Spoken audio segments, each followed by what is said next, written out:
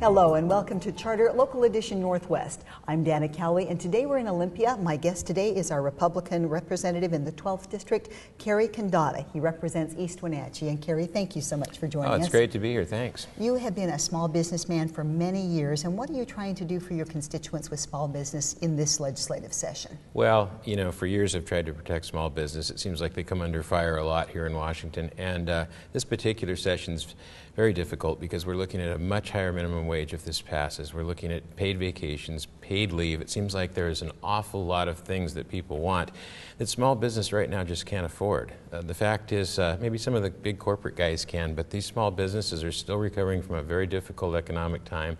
And to put that kind of weight on them, I think we are going to lose a lot of folks. So we're really trying to defend those positions and not see small business under attack.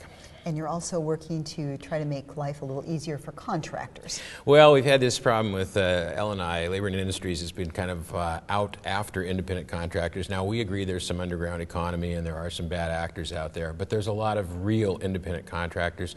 And there's not a clear line drawn where the independent contractor and the regular contractor is. So we're trying to develop a bill that will give an independent contractor certificate to these guys to make sure that they first know the rules and that they stick to them.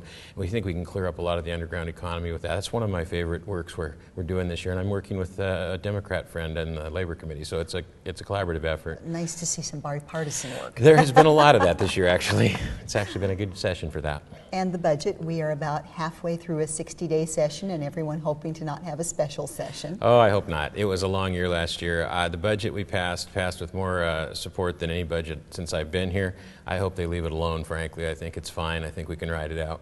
Now, one of the big questions people have, medical marijuana, and how can our state start to capitalize the way the great state of Colorado is?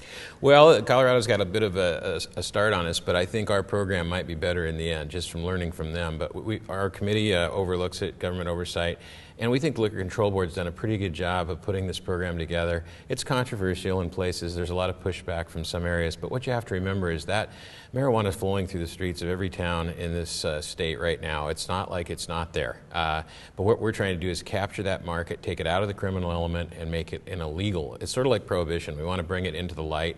We'll collect some taxes, it'll be good for education, and then we'll also, I think, reduce crime dramatically if we can get the program, you know, up and running as soon as possible. And that's the challenge, is to start with absolutely nothing and create a program from top to bottom out of thin air.